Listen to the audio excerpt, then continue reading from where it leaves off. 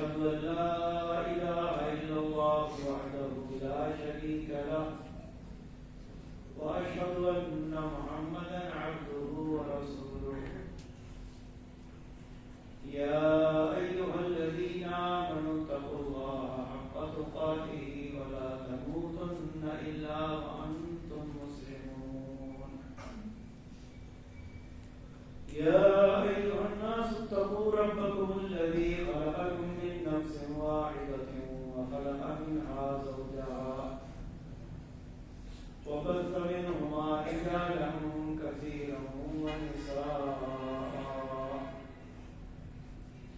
واتقوا الله الذي تساءلون به والأرحام إن الله كان عليكم رقيبا يا أيها الذين آمنوا اتقوا الله وقولوا قولا سديدا يصلح لكم أعمالكم ويغفر لكم ذنوبكم ومن يطع الله ورسوله فقد فاز فوزا عظيما أما بعد فإن خير الحديث كتاب الله وخير الهدي هدي محمد صلى الله عليه وسلم وشر الأمور محدثاتها وكل محدثة بدعة وكل بدعة ضلالة وكل ضلالة في النار. أعوذ بالله السميع العليم من الشيطان الرجيم. بسم الله الرحمن الرحيم. شهر رمضان الذي أنزل فيه القرآن هدى للناس وبينات من الهدى والفرقان. رب اشرح لي صدري ويسر لي أمري واحلل عقدة من لساني يفقهوا قولي.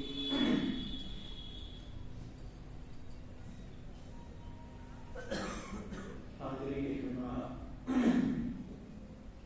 بزرگوں، دوستوں اور خواتین ملت اسلامیہ،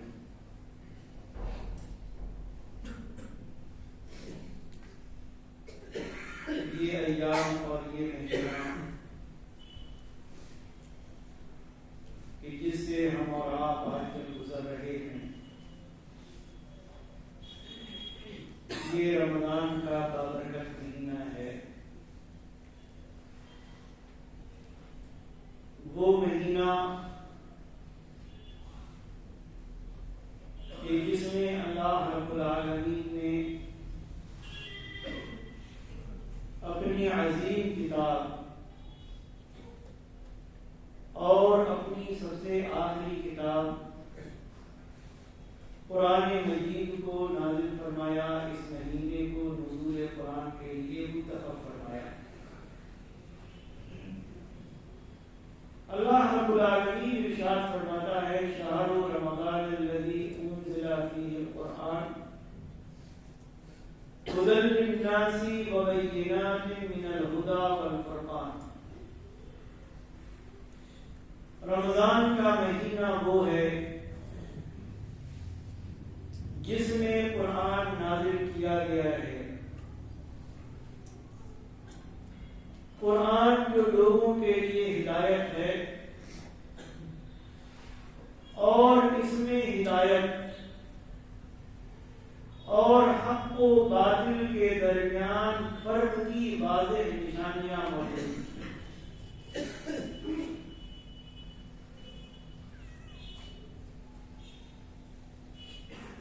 ہم بڑے خوش نصیب ہیں اور اس خوش نصیبی پر ہمیں اللہ رب العالمین کا ہمہ وقت شکر ادا کرنا چاہیے کہ اس نے ہماری ہدایت کے لیے، ہماری رہنمائی کے لیے، ہمیں سیدھا راستہ دکھانے کے لیے اور صراط مستقیم کی پہچان کے لیے ایک ایسی عظیم کتاب عطا فرمائی ہے کہ جس کو نازل ہوئے تقریباً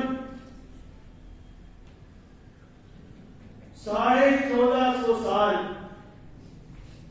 یا 1450 سے 14.5 صدیوں سے زیادہ عرصہ گزر چکا، لیکن آج بھی وہ قرآن اور اللہ کی وہ کتاب اپنی اسی شکل میں موجود ہے جس شکل میں جبریل امین علیہ السلام کے ذریعے خاتم النبیین محمد رسول اللہ صلی اللہ علیہ وسلم پر نازل کی گئی، اور قیامت تک اسی شکل میں باقی رہے گی۔ اللہ تعالیٰ نے انسانوں کی ہدایت کے لیے دیگر کتابیں بھی نازل فرمائی، توریت، زبور، انجیل، صحف ابراہیم اور صحف موسیٰ کا بھی تذکرہ قرآن مجید میں کیا گیا ہے، لیکن آج کوئی بھی کتاب یا کوئی بھی آسمانی صحیفہ اپنی اس اصلی شکل میں موجود نہیں ہے جو اس زمانے میں اس وقت کے نبی پر نازل کیا گیا۔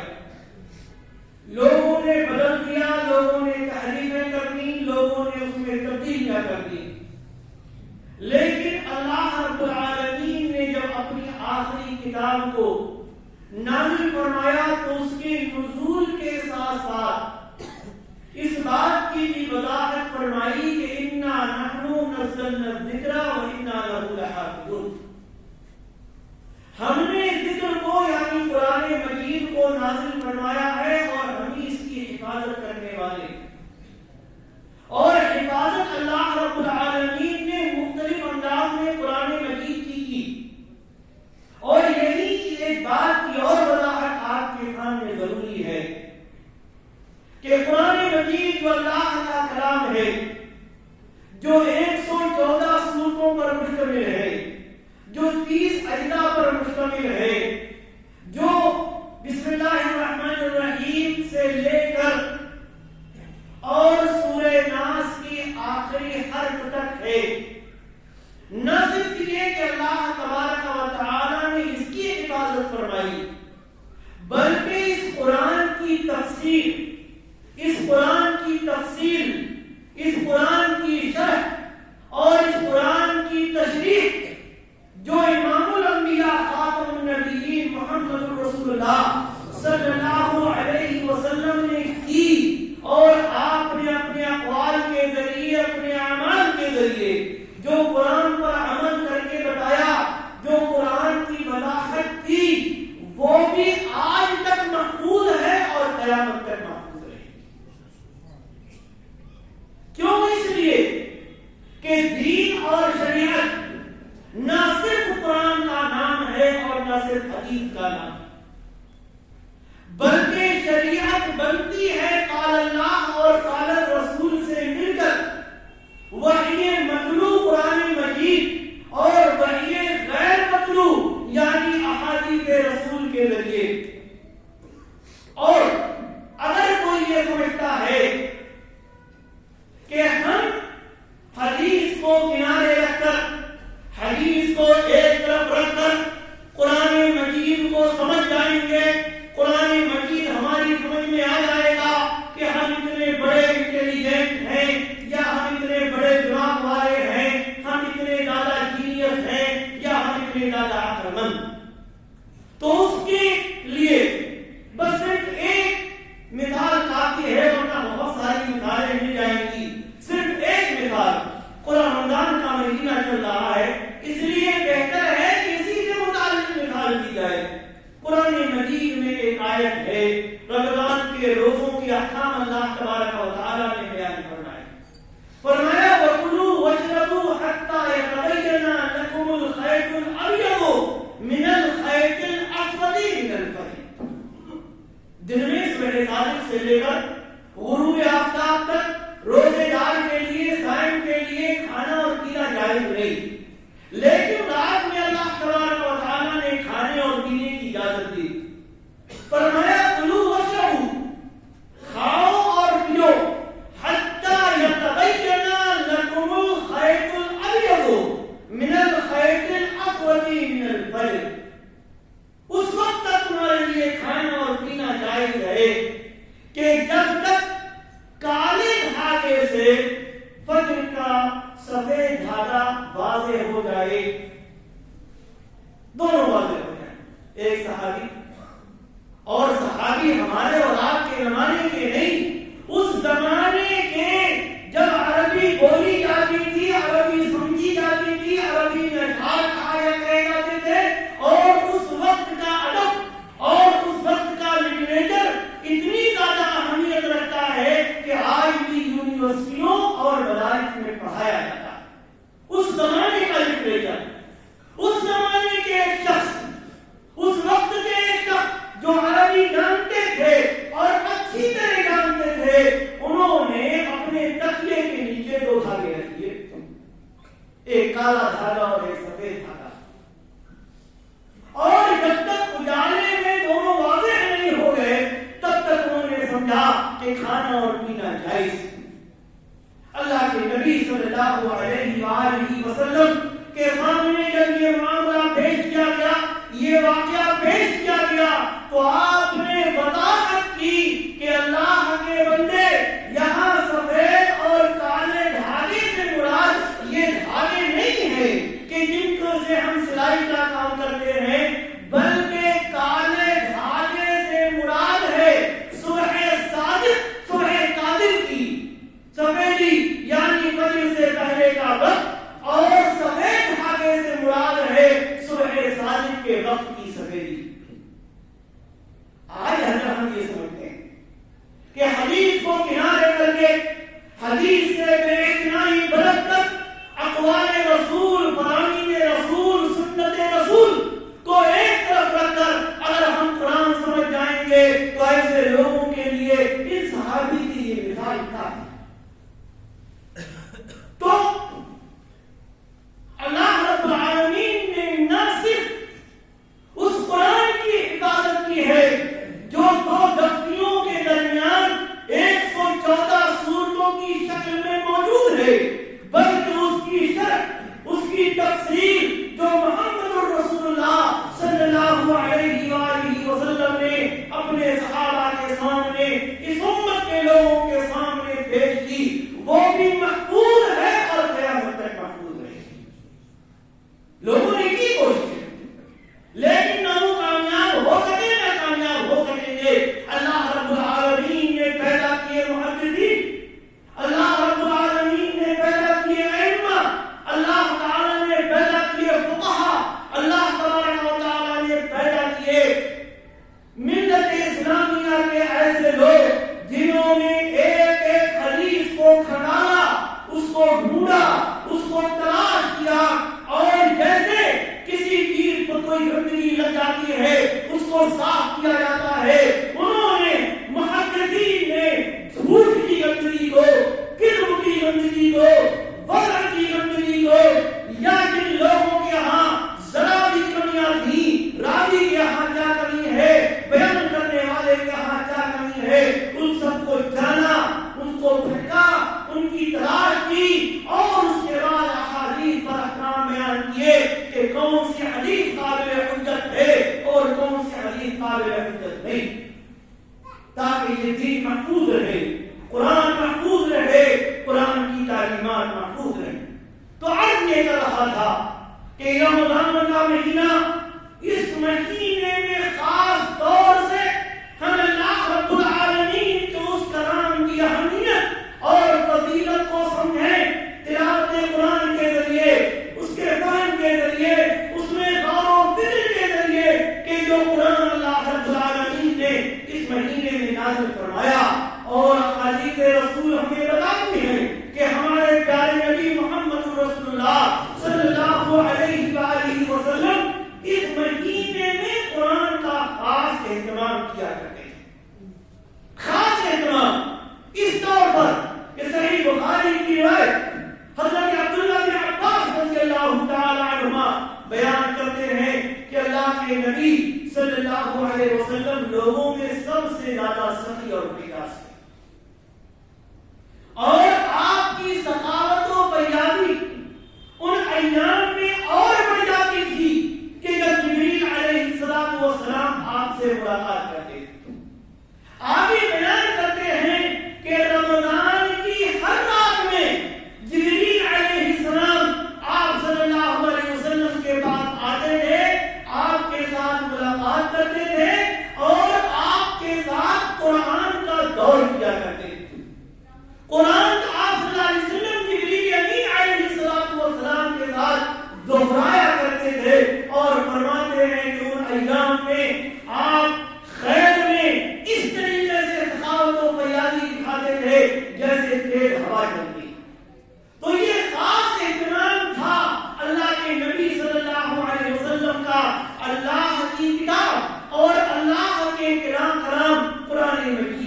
بات کہ جس قرآن مجید کی نزول کی ابتدا غار حرا میں اس موقع پر وحی جبریل امین آئے اور آپ سے کہا کہ پڑھیے،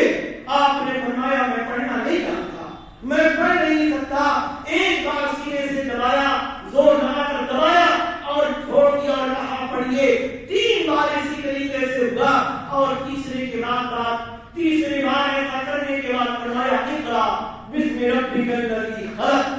خلق الانسان من علق اقرا وربک الاکرم الذی علم بالقلم علم الانسان ما لم یعلم۔ سورہ علق کی یہ 5 آیات سب سے پہلے امام الانبیاء محمد رسول اللہ صلی اللہ علیہ وسلم پر نازل ہوئی اور اس کے بعد قرآن کا نازل ہوتا رہا موقع بموقع، اور آپ کے لیے حکم ہوا کہ جو کچھ آپ کی طرف نازل کیا گیا ہے آپ لوگوں تک پہنچائیں، آپ اس کی تبلیغ کریں، بتائیں لوگوں کو اس کتاب کی آیات کے بارے میں کہ جس کے بارے میں رب کائنات نے قرآن کے شروع ہی میں فرمایا الف لام میم ذالک الکتاب لا ریب فیہ ھدی للمتقین، کہ یہ کتاب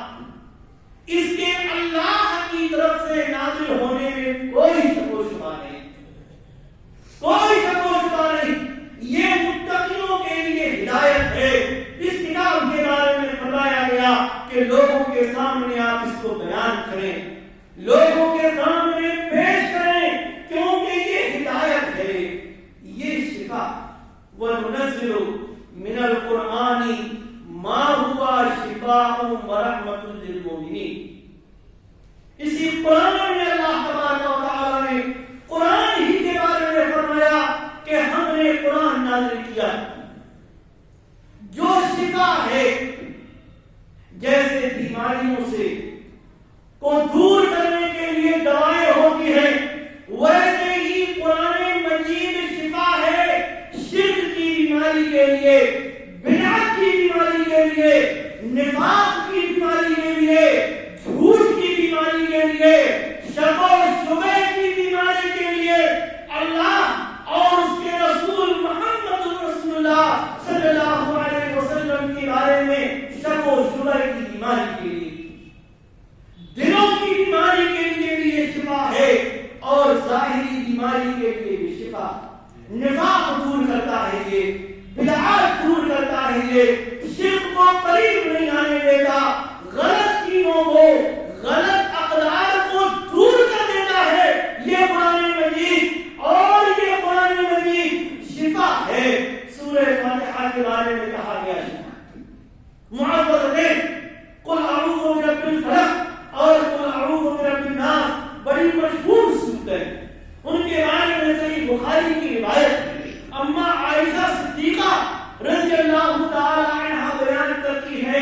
کہ اللہ کے نبی صلی اللہ علیہ وسلم کو جب کوئی تکلیف ہوتی تھی تو آپ ان دونوں سورتوں کو پڑھ کر اپنے اوپر دم کر لیا کرتے اور اس کے بعد کہتی کہ جب آخری بیماری میں آپ کی تکلیف زیادہ بڑھ گئی اور آپ بہت کمزور ہو گئے تو کہتی ہیں کہ میں ان دونوں صورتوں کو پڑھ کر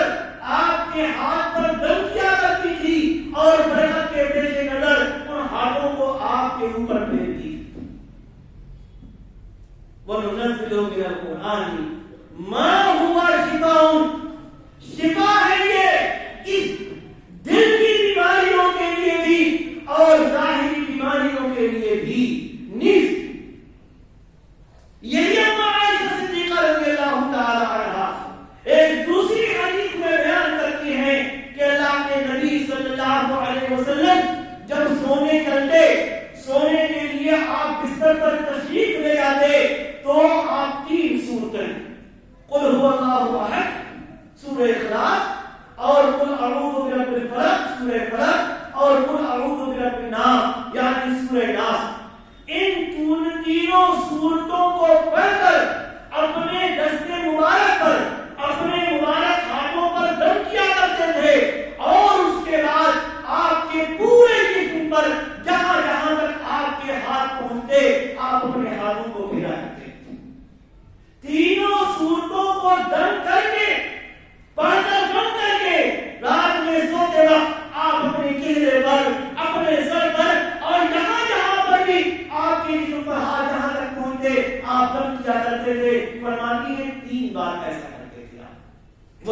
وننزل من القرآن ما هو شفاء ورحمۃ للمؤمنین، اور یہ مومنوں کے لیے رحمت ہے۔ تو جب اس قرآن کو پیش کیا اللہ کے نبی صلی اللہ علیہ وسلم نے، تو کسی نے شاعر کا کلام کہا، کسی نے مجنون کا کلام کہا، کسی نے دیوانے کا کلام کہا، کسی نے کہا کہ یہ محمد صلی اللہ علیہ وسلم نے گڑھ لیا ہے، اپنی طرف سے بنا لیا ہے اور یہ ہمارے سامنے پیش کرتے ہیں۔ اور ایک چیز بتاؤں، اگر آپ تاریخ میں جائیں، جس زمانے میں یہ قرآن مجید نازل ہوا وہ دور عربی کے عروج کا زمانہ تھا، عربی زبان کے عروج کا زمانہ۔ بڑے بڑے شعراء اس وقت موجود تھے جو لمبے لمبے قصیدے کہتے تھے، امرؤ القیس، طرفہ بن عبد، لبیب بن ربیعہ، عمرو بن کلثوم اور نہ جانے کتنے شعراء کہ جن کا کلام آج بھی عربی زبان میں اور عربی لٹریچر میں ادب کی حیثیت رکھتا ہے اور بڑا عظیم کلام مانا جاتا ہے۔ وہ سب تھا، بڑے بڑے خطبہ تھے، اچھی عربی جاننے والے تھے۔ چیلنج کیا قرآن مجید میں اللہ تبارک و تعالی نے 3 چیلنج کیے کہ اگر تم یہ سمجھتے ہو کہ اس کو محمد صلی اللہ علیہ وسلم نے کر دیا ہے تو آؤ ہمارا تم کو چیلنج ہے، اے محمد صلی اللہ علیہ وسلم کہہ دیجئے کہ سارے انسان اور سارے جن مل کر قرآن جیسی فصیح و بلیغ اور ہدایت سے بھرپور کوئی کتاب لا کر پیش کر دو۔ کوئی ایک دو نہیں، 10 20 نہیں، سارے انسان اور جنوں کو بھی ملا لو، الا ان یاتوا بمثل هذا القرآن، ایسا قرآن پیش کرو، لا یاتون بمثلہ ولو کان بعضهم لبعض ظہیرا۔ فرمایا اللہ تعالیٰ نے نہیں کر سکتے، کریں ایک دوسرے کی مدد نہیں کر سکتے۔ جب پورا قرآن نہیں پیش کر سکے تو دوسرا چیلنج قرآن نے کیا کہ اگر تم یہ کہتے ہو یا یہ کہتے ہیں کہ اس کو محمد صلی اللہ علیہ وسلم نے کر دیا ہے تو آپ کہیے کہ قرآن جیسی 10 سورتیں لے آؤ۔ اگر تم اپنے اس دعوے میں سچے ہو، تم تو ظاہر ہو، تم تو ادیب ہو، تم تو خطیب ہو، تم تو مقرر ہو، تم تو بڑے عربی کا ہو، اور یہ محمد صلی اللہ علیہ وسلم کسی مدرسے میں نہیں گئے، کسی مکتب میں نہیں گئے، کسی اسکول میں نہیں گئے، کسی کے سامنے انہوں نے پڑھائی نہیں کی، یہ پڑھنا نہیں جانتے، یہ لکھنا نہیں جانتے۔ جب یہ ایسا کلام پیش کر سکتے ہیں تمہارے اپنے قول کے مطابق خود بخود اللہ رب العالمین کے نازل کیے بغیر، تو تم تو بدل کے روزہ پیش کر سکتے ہو۔ اگر برا قرآن نہیں تو 10 سورتیں لے آؤ۔ اس سے بھی عاجز رہے نہ صرف وہ بلکہ آج تک کے لوگ۔ تو اس کے بعد قرآن نے ایک تیسرا چیلنج کیا، کیا کہ اگر تم کو ہماری نازل کردہ قرآن میں شک ہے فَأْتُوا بِسُورَةٍ مِثْلِهِ، فَأْتُوا بِسُورَةٍ مِثْلِهِ۔ پورا قرآن 114 سورتوں کا، چلو بہت بڑی بات، 10 سورتیں بہت بڑی بات۔ اگر تم کو اپنے اس دعوے میں سکتے ہو تو قرآن جیسی ایک سورت، اور اللہ رب العالمین نے کسی سورت کا نام نہیں لیا کہ 2.5 پارے کی سورہ بقرہ یا 1.5 پارے کی سورہ آل عمران یا سورہ نساء، فرمایا کوئی ایک سورت، اور سب سے چھوٹی سورت یا تو انا اعطیناک الکوثر مشکل سے 1.5 لائن کی سورت ہوگی، یا سورہ اخلاص ہے جو مشکل سے 1.5 یا 2 لائن کی سورت ہوگی۔ فرمایا اس جیسی فصیح و بلیغ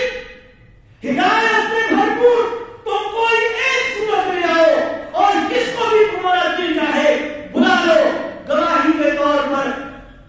تعاون کے طور پر، مدد کے طور پر، اگر تم اپنے اس قول میں سچے ہو کہ یہ محمد صلی اللہ علیہ وسلم کا بنایا۔ اور اس کے بعد قرآن میں اللہ نے فرمایا فَإِن لَّمْ تَفْعَلُوا وَلَن تَفْعَلُوا، نہ کر سکے ہو نہ قیامت تک کر سکو گے، تو پھر ڈرو اللہ رب العالمین کی اس آگ سے جس کا ایندھن پتھر اللہ کے نافرمان بنتے ہوں گے۔ قرآن پر عمل نہ کرنے والے،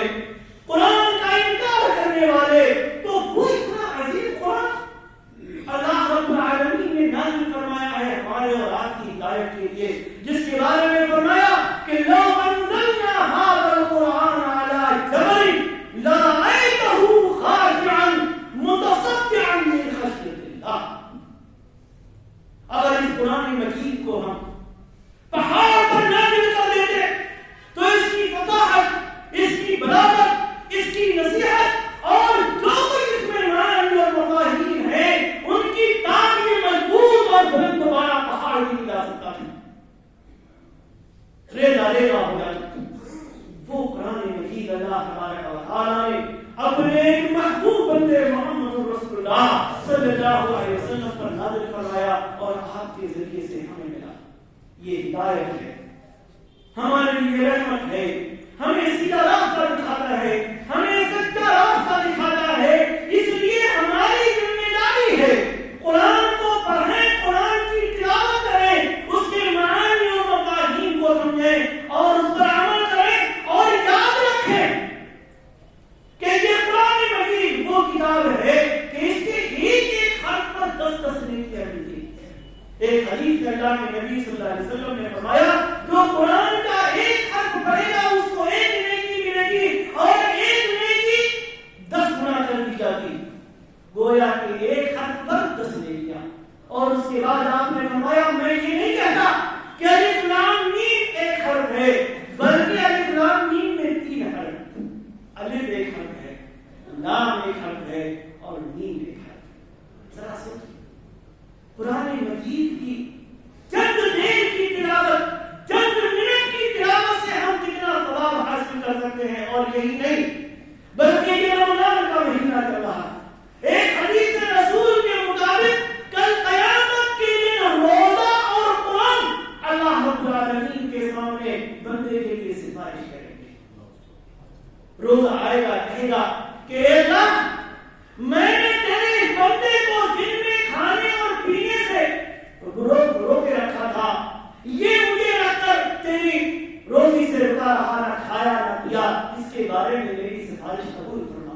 قرآن آئے گا، کہے گا اے اللہ میں نے رات میں اس کو سونے سے روک کے رکھا، یہ میری تلاوت کرتا تھا، تیرے کلام کی تلاوت کرتا تھا، تیرے قرآن کی تلاوت کرتا تھا، فشفعنی فی،